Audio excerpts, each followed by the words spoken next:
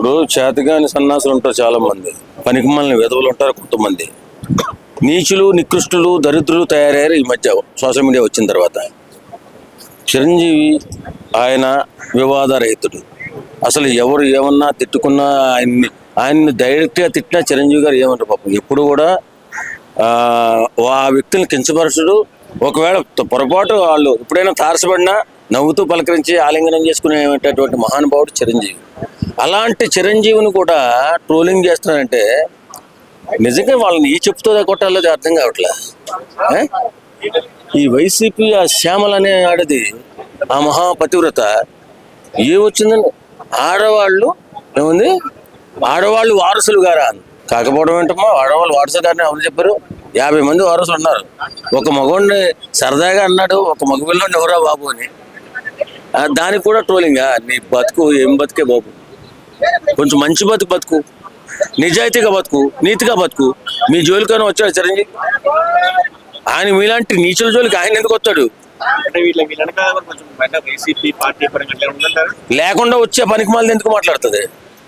లేకుండా ఎవరైనా వచ్చి చిరంజీవి గారి గురించి మాట్లాడుతుందా? చిరంజీవి అజాతశత్రు. ఎంత మందికి దాన ధర్మాలు, బ్లడ్ బ్యాంక్ కట్టి ఎన్ని వేల మందికి సహాయం చేస్తున్నాడు.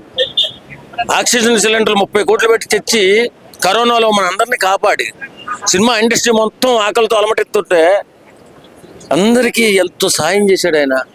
సిసిసి అని పెట్టి. బుద్ధి లేని గాడిద, కొంచెం మనసు తెచ్చుకోవే శ్యామల. మళ్ళీ తర్వాత ఆడదాన్ని అనేశారు, అబలను అనేశారు అని అంటావు. మరి నువ్వు అన్న మాటలు ఏమన్నా బాగుందా? ఒక అజాత శత్రువు అయినటువంటి చిరంజీవి గారిని నువ్వు ఆ మాట అనొచ్చా? వాళ్ళే కాకుండా సోషల్ మీడియా, ఎవరు మన జగన్ సోషల్ మీడియా ఒకటి ఉంది కదా, వైఎస్ఆర్సీపీ సోషల్ మీడియా, వాళ్ళు పెద్ద పెద్ద విమర్శలు దీని గురించి. చిరంజీవి లాంటి మహానుభావుడు ఎవడన్నా ఉన్నాడండి? ఇంతమంది ట్రోల్ చేసిన ఒక్క మాట అండి పాపం. వాళ్ళే ఏదో వాళ్ళు బుద్ధి తెచ్చుకుంటారులే అనుకునే మనస్తత్వం.